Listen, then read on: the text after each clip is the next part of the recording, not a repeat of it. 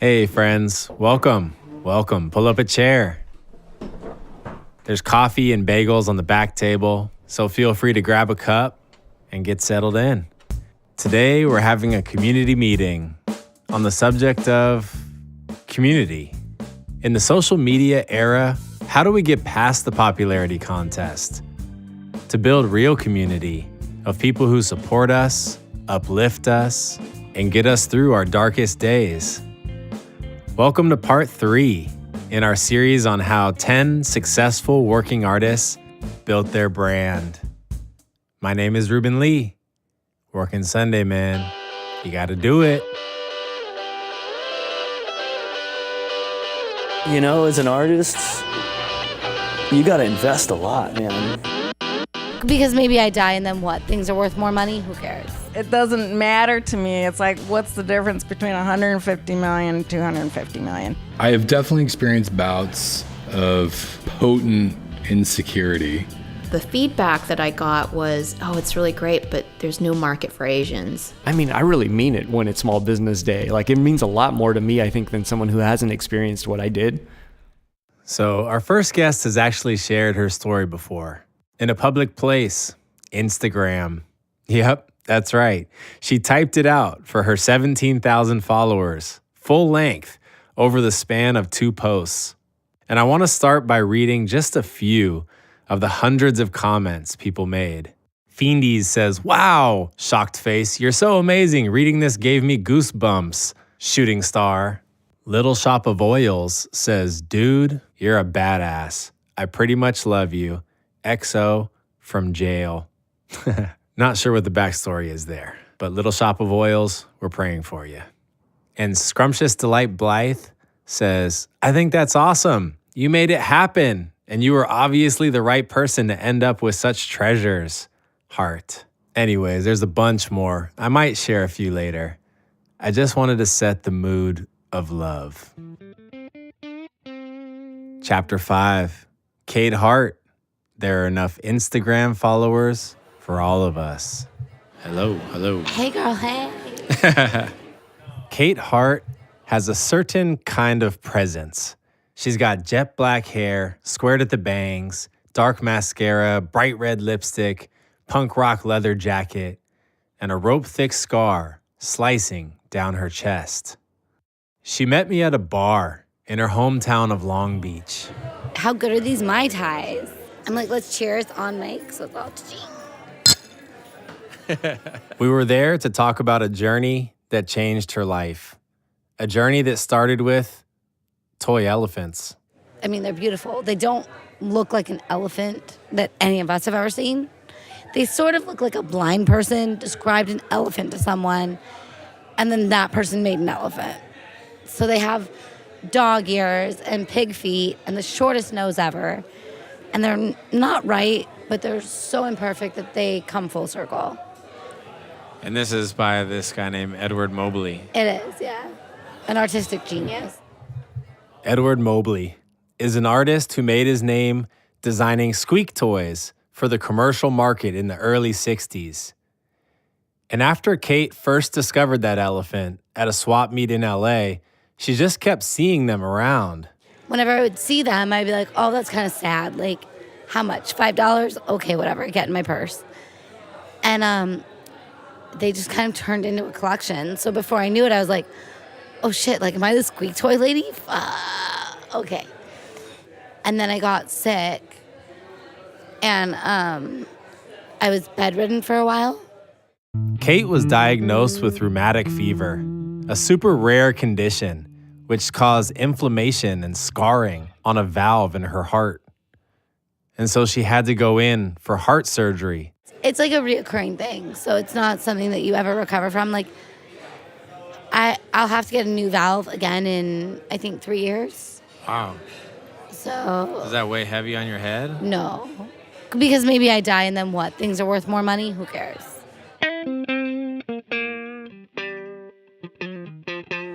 And so when I had to have my valve replaced, I didn't have a bunch to do except, like, Google. So I'm really good at Google. Like, you don't want to be my ex. So she started Googling Edward Mobley And the more she learned about this elephant designing dude, the more she came to see him as an amazing artist. She wanted to find out as much about him as she could.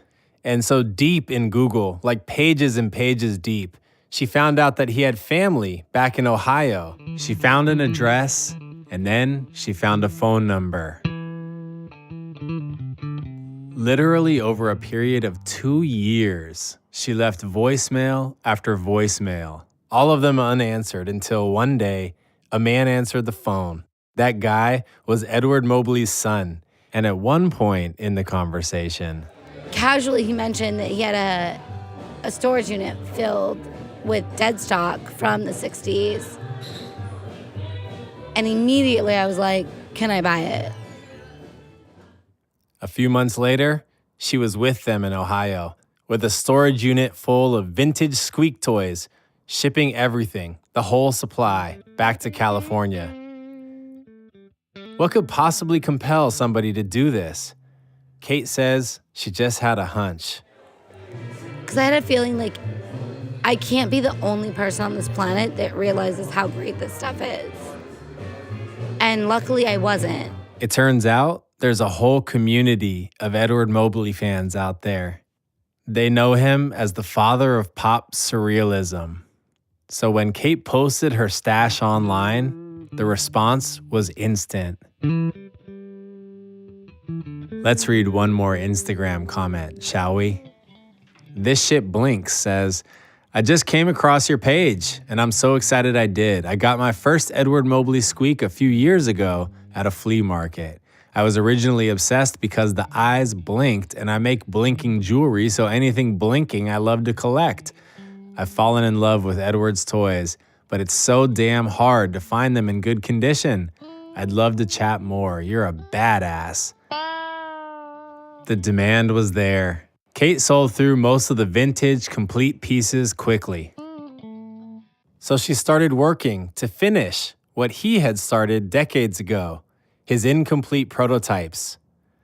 And after she finished the molds, she took them to a local company to have them reproduced in resin. Then she hand-painted them, and people loved them. She and her girl gang go to crafts shows now, selling the work of Edward Mobley. And in many ways, that vision is her life's work. She has to have heart surgery every 3 years. That reality gives her this focus.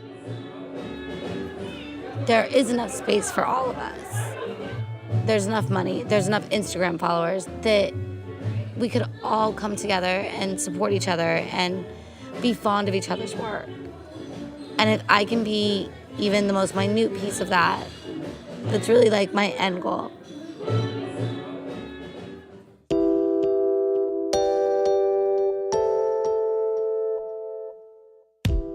You can find Kate's work on Instagram or on the web at Bittersqueaks.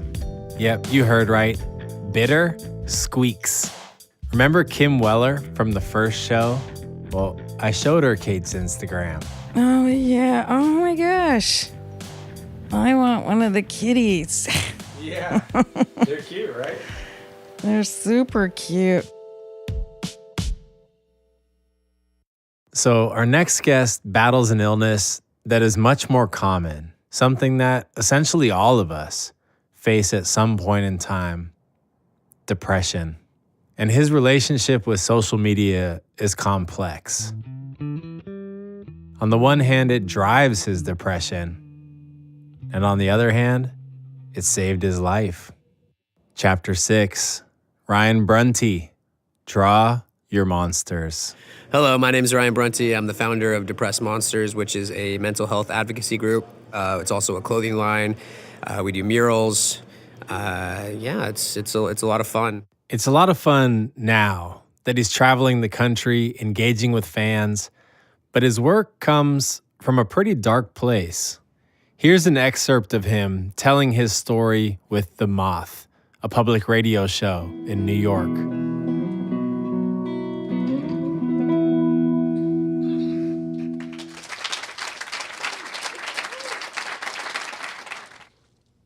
I stopped going to work. I stopped leaving my house. I stopped talking to anybody.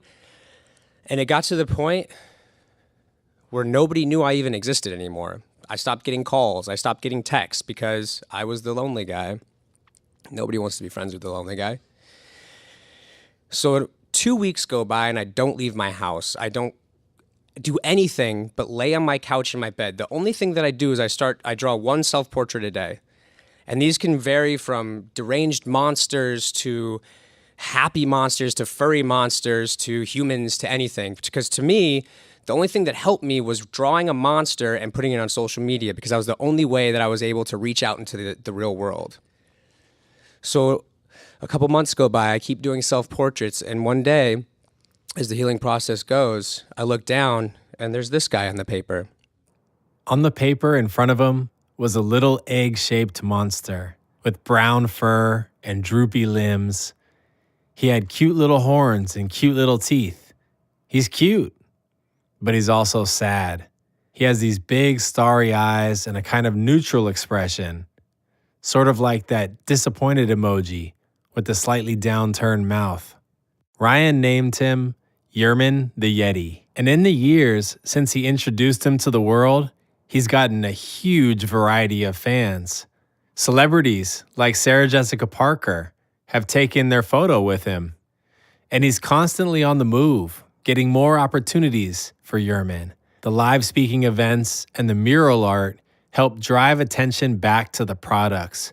He sells hats, stickers, posters, and even 3D toys and fidget spinners.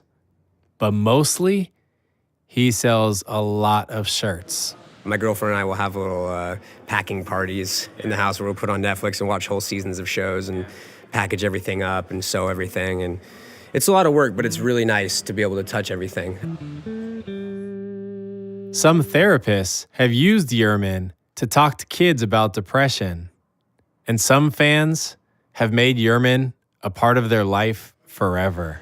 Someone got Yerman tattooed on them. Mm-hmm. How fucking cool is that? Yeah, that happened a couple years ago. It feels cool, man. To see something that you, like something that helped me from killing myself, meant something to someone else to put on their leg forever. Ryan gets meaningful messages all the time from people who appreciate what he's doing. He's building a community by being transparent about his sickness. You know, ever since the moment I sent you the first email, like, you have seemed like an extremely positive person. Yeah. But you've been super open about depression that you go through. Yeah, just speak on that a little bit. Yeah. I use humor as a mask to my depression. And I think that I'm not saying that I'm a funny person, but most funny people usually have things that they're trying to hide. I mean, Robin Williams is the perfect example. And I think Chester Bennington was another really good example too. I mean, Chester Bennington, he was a rock star, lead singer for the bands Linkin Park and Stone Temple Pilots. There's videos of him that were released 2 days before he committed suicide where he's laughing in a car with his bandmates on one of the TV shows and stuff. And yeah, I mean, you know, it's hard to pinpoint someone that's going through mental health issues because there sometimes are no warning signs and there are no cries for help and there are no explicit things to look out for. When I'm trying to speak about my depression, that's what I want to show, is that I can be one person on the stage and, you know, be funny or this or that, but, you know, in my head, I'm hating myself or I'm second guessing everything. And so that's kind of what the purpose of Depressed Monsters is that there is no face to this. There is no face to depression.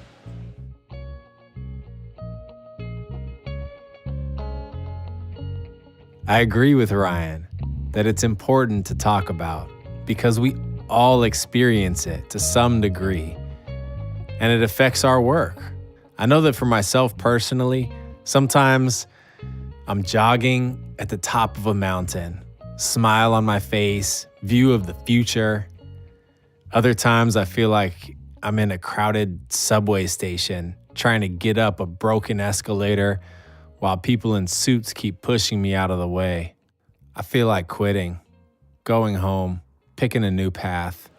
Are there times when you can't run your business because of depression? Dude, that's a really, really good question. I've never been asked that before, and I think that's a really important question to ask too.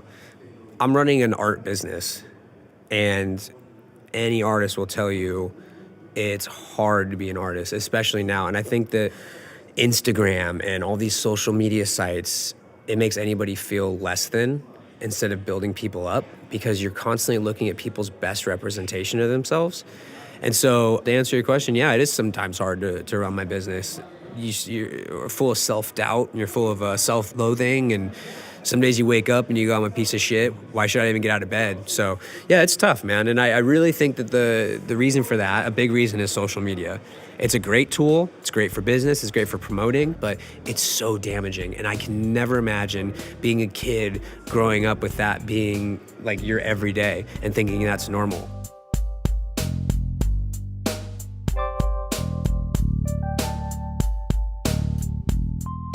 That's a strange contradiction, isn't it? Posting his monsters to social media is what literally saved his life. Building that community is his bread and butter, but it's also feeding his beast. I mean, the internet has created this community that is full of competition. It's full of putting people down, and we're all addicted to our phones. I mean, we sit there when we're bored or in a doctor's office or whatever, and we just scroll for no reason because we have these caveman tendencies to just use our thumb to scroll up and down. And like Bill Gates knew it, and so did Steve Jobs. They didn't let their kids use technology because they knew how damaging it was, because it creates all this anxiety and depression and stuff like that. This is absolutely true, by the way. It's a documented fact that Steve Jobs wouldn't let his children near an iPad. And Tim Cook, the current CEO of Apple, has banned his nephew from joining social networks. And so I think that like the more access we have and we're shown through social media, the less we are to follow and pursue our own dreams. And so like when I get home, I'll try not to use my phone. If I feel like I'm on Facebook too much, I'll delete it from my phone. And it's hard. Like it feels like you're taking a needle out of your arm, because you essentially are. You're taking Zuckerberg out of your heroin needle arm. Like it's really hard to do, and it's all on purpose. Like it's all a game. I mean, I think I get it. It's like social media is an amplification of community. When you're a member of the community and people recognize and appreciate you, it's wonderful. But when you're feeling like the lonely guy at the edge of the party who doesn't know anybody, watching everyone else have the time of their life, it's horrible. Even looking at Ryan's Instagram account, I can see the super polished artwork.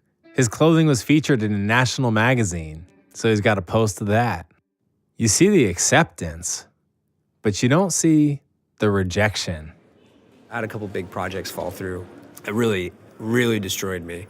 ABC reached out. I was supposed to be on an ABC show for this, a toy show they have. Went through all the process, and then at the very last minute, they said no and didn't give me a reason. And like I was prepared to go film this thing. I was stoked, you know. And then when that fell through, I was like, I fell deep into it. Like for a good 3-4 months. Yeah, that's fucking tough, man. It's tough. Oh God. And then a little later in the year, I started, okay, I need to get out of this. I need to start doing more designs, and that's what really helped me. It was back to the focus of, I need to do this because this helps other people, and in turn, it's going to help me.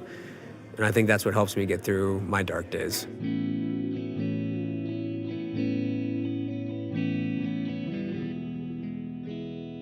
We all need something to believe in. Something or someone that's bigger than ourselves and our fragile ego, that enables us to connect with other humans on a human level. And for Ryan, it's not the clothing line or the toys, although those are great ways to make money, like that's his business. It's that soapbox, that message, these live speaking opportunities. And they don't really teach you that in school. They don't teach you that in elementary school, because how do you teach that to kids? How do you tell kids that there's a reason you're sad and it's your brain's fault? There's no way to approach that. That's not something easy to talk about, and I just wish that there wasn't that stigma around it, because you really have to speak out, because it's not a mental health issue, it's a human health issue. And if we're really gonna beat this, and if we're really gonna start connecting over this, we have to talk about it, and you can't be afraid to talk about it.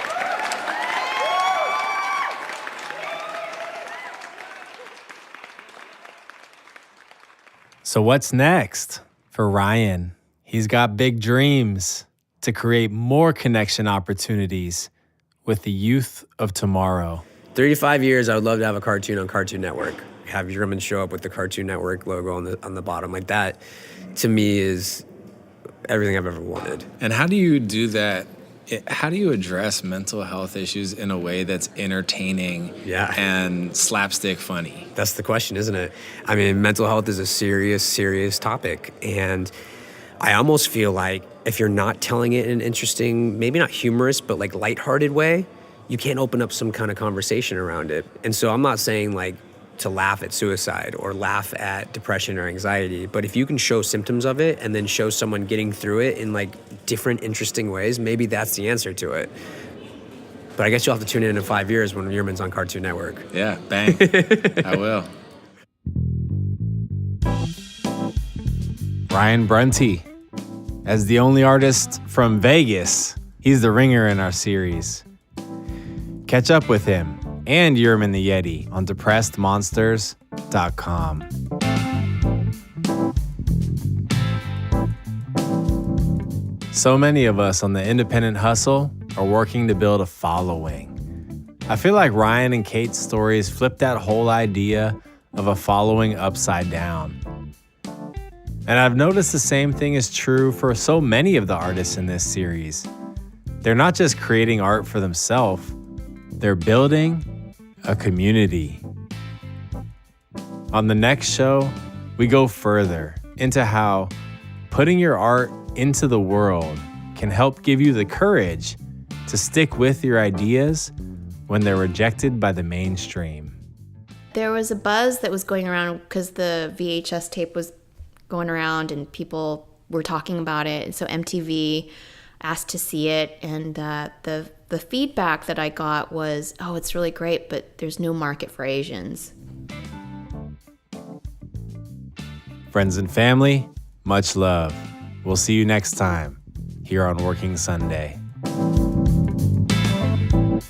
Music and mixing by William Mandel, with major editing support by David Fox, Emily Shaw, and Eric Silver. Amanda McLaughlin and Multitude Productions help us get our marketing hustle on. Working Sunday is produced by me, Ruben Lee. Recorded in Los Angeles and right here in Oakland, California.